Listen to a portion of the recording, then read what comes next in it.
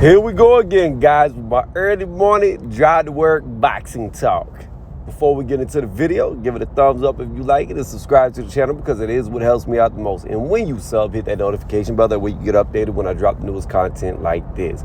With that being said, Jake Paul versus Conor McGregor. So Jake Paul said he's in talks with Conor McGregor right now.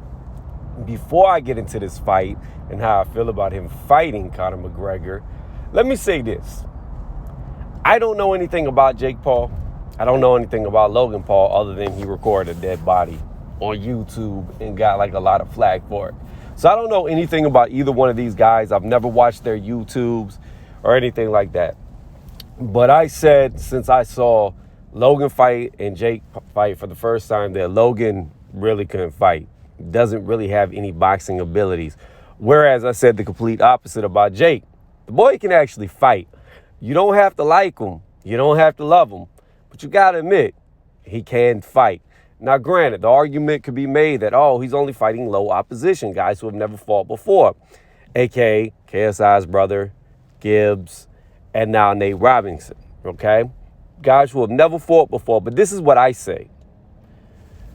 Jake was conned into going pro by Eddie Hearn, okay? Because what people don't understand is, in professional boxing, once you go pro, you can no longer fight as an amateur. So that means moving forward, every fight that you have has to be a professional fight. You cannot go to the amateurs. Jake has zero amateur experience unless you want to call the fight with KSI's brother amateur experience. So he has one fight. So these are the type of fights that he would be fighting in the amateurs that he's fighting now in the professionals, which is fine. Because if he's serious about boxing, and he says he is, and time will tell if that's true, these are the types of fights that he has to have. Why? Because these are the types of fights that he would be having at the start of his amateur career. He will be fighting guys who have never fought before, who want to get into boxing, who are amateur boxers, and that's why they're doing it. So he would have guys with zero amateur records, maybe one or two amateur fights, and maybe those one or two amateur fights were all losses. This is where he would be starting. So the type of fights that he's putting on in the pros is exactly what he needs to do if he is serious about boxing, because he has zero experience boxing. To all these people saying that he needs to fight a real professional boxer, that's bullshit. It's bullshit. You can't put him in there with a guy who's got 30, 40, 50, 60, 70, 80, 100 plus amateur fights. He would get destroyed because he lacks that experience. But if he continues to fight, and if he is serious about fighting, he needs to fight more often because he has no record in the amateurs. He needs to find a bunch of guys on the level of Nate Robinson, Gibbs, right? For at least the first 10 to 15 fights. And he needs to fight, I would say, those types of fights. I know he's all about money, but here's the thing. It's going to come to a point where he's got to step up. And with the Conor McGregor, it sounds like he's trying to do that, which I think is dumb. But I'll get into that in just a second. He needs to fight often, at least once every 2 months for these first 10 to 15 fights. So that way, by the time he's 25, I believe he said he's 23 years old, he could already have, if he does 2 fights a year, that's 6 fights within 2 years.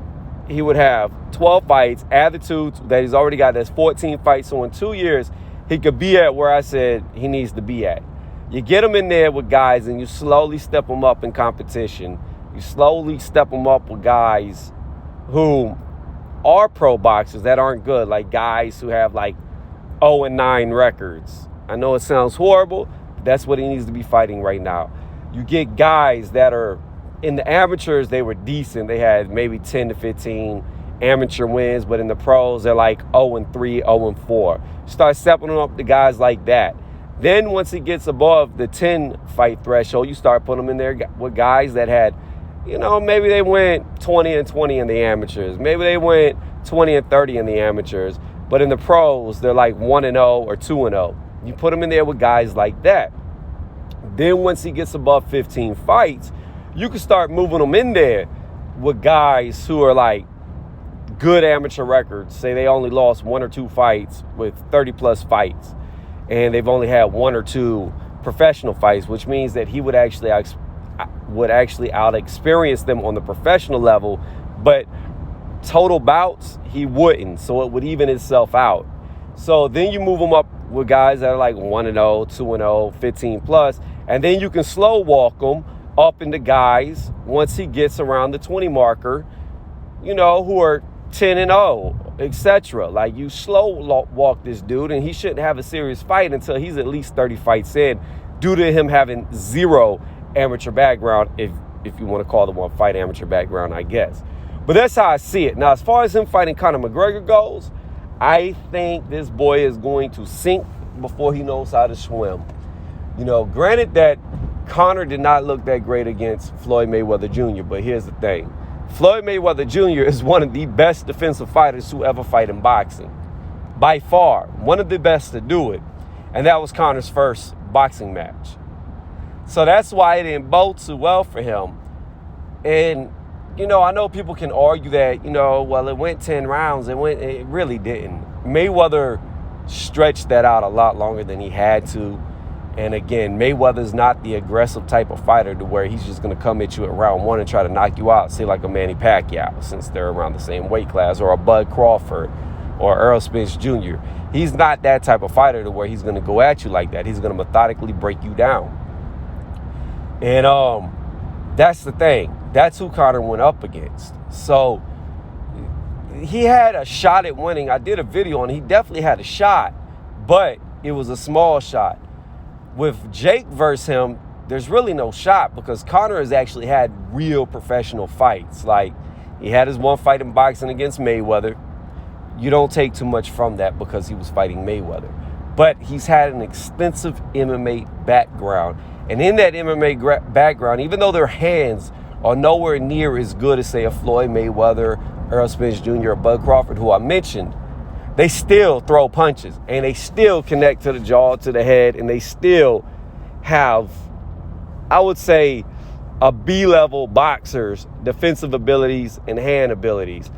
I haven't really seen anybody in the UFC who I would really say has great hands or could transition well over to boxing. The only one that I've always said that I thought would be very good if he was to do it was GSP, because of how clean that jab was and how straight his punches were. GSP actually looked like a boxer who transitioned into MMA because of how clean and crisp his punches were, how he held his hands in the guard. Like, you could tell he did a lot of boxing training and had to have been around somebody with a deep boxing knowledge, because he was just very good with his hands. Now, with that being said, Conor doesn't look as good. When he had the opportunity to go to boxing, he chose not to get a boxing coach. He chose to stick with his MMA coach, and it was a big mistake. But again, I come back to what I was just saying. B-level boxers right now would more than likely knock Jake out. More than likely. They would spark him. And it wouldn't even be a close fight. Like, he would literally get the will beat out of him until he went to sleep, because he would not be technically sound enough to land punches. And I don't mean he wouldn't hit them. I mean that his punches would be so far few in between that he would get picked apart. Guys that would be fainting on him would confuse him. Side to side movement, bobbing and weaving. I could have said lateral movement. It's just different punch selections where somebody's going to step out, then jump back in real quick and hit you with a leaping uppercut. Things that he's never going to see. Guys coming forward and then strafing to the side, a jab to the body. It's just a lot of things that he would not be accustomed to seeing that a B-level boxer is going to do to him. And if they've never done it before, they'd be able to do it against him, because it would be that easy for them to see through him. So, again, I think Conor McGregor's hands would be way too much for Jake. Now, I will say this.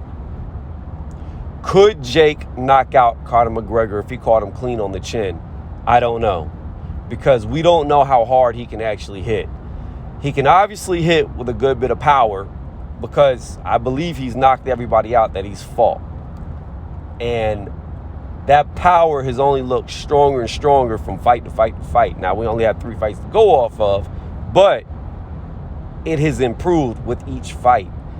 How hard he hits, I don't know, because he's never been in there against a guy who's used to taking shots. See, it'll change up whenever he tries to chin check somebody who's been hit before and been hit for real.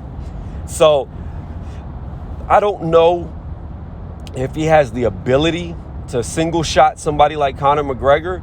The only thing that will tell us that is if they fight and he catches a clean shot and Conor goes down or he doesn't go down. That's the only way to know, because it's impossible to gauge somebody's power who hasn't been in there with anybody, but they're knocking everybody out. It's impossible to gauge it because it could be devastating power, or it could just be average Joe power that the average Joe's not used to taking. So that's why I'm saying that it's possible, but I don't know. I'm not going to say it's highly unlikely. I would just say that it's more highly unlikely that he would actually be able to catch Conor McGregor clean on the chin while Conor's coming in with that weird. That's another thing too.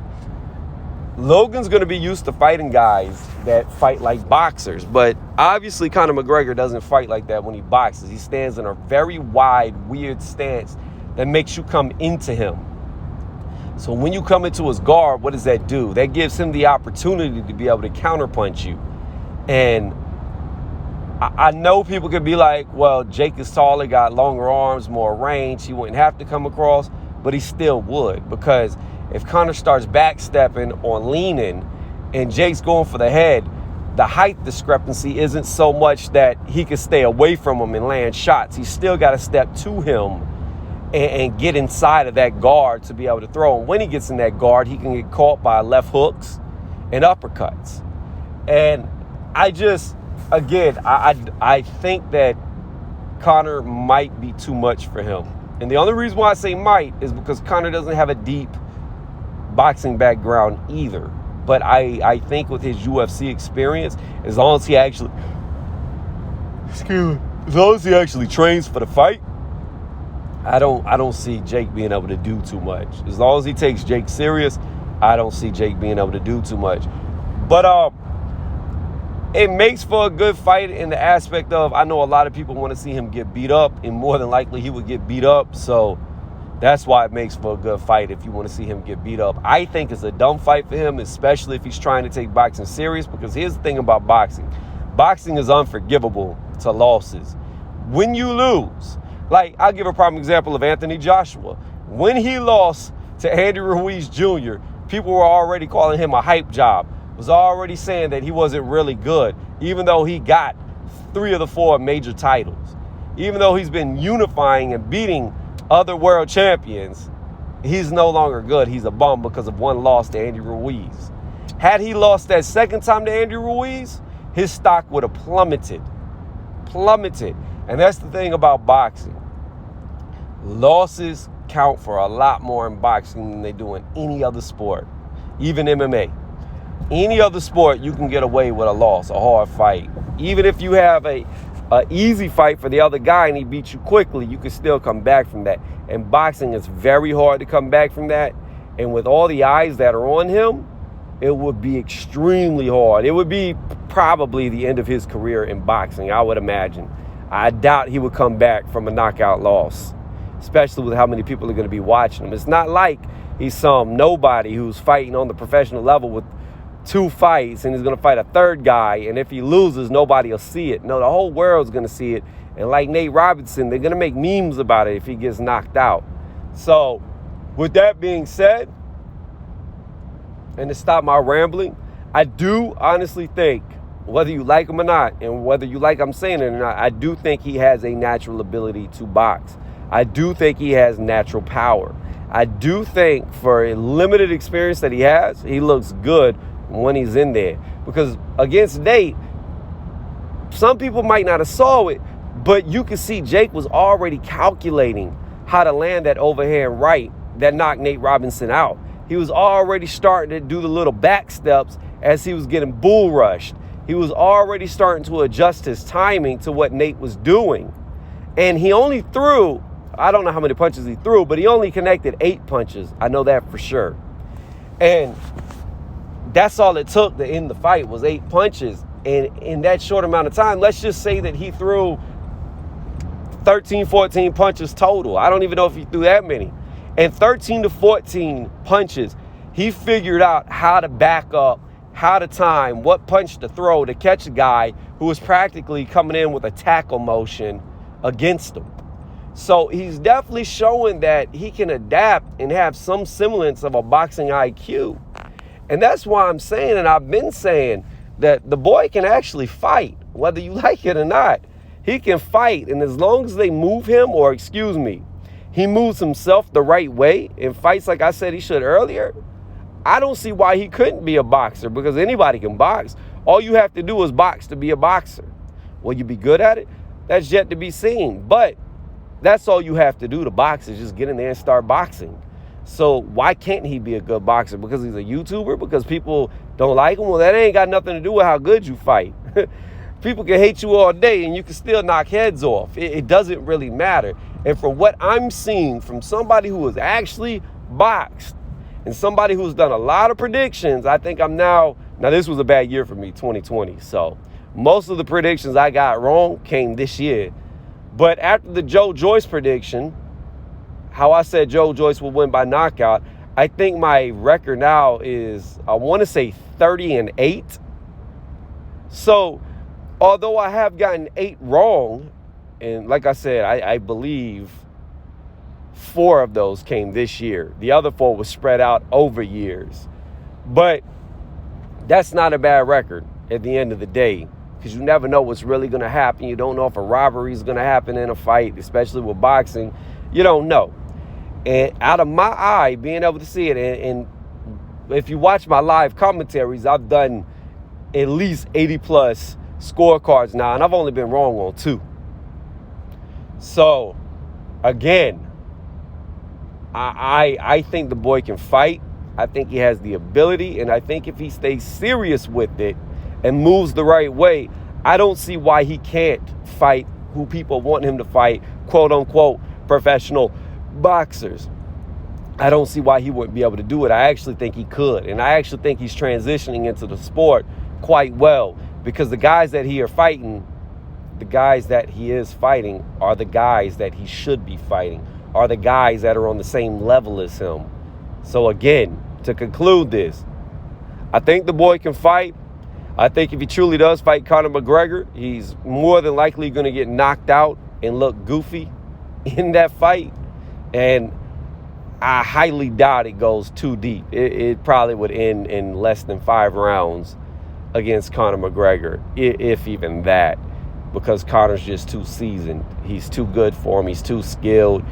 And fighting is not the type of thing that you can just do and pick up against guys who have been doing it for a while. You just can't.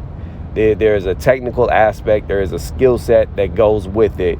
And if you don't develop any type of that skill set, it doesn't matter how naturally talented you are, you're going to end up getting beat.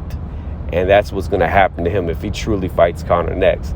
Let me know what y'all think in the comment section. Again, if you like this video, give it a thumbs up. And I appreciate y'all listening. Thank y'all again.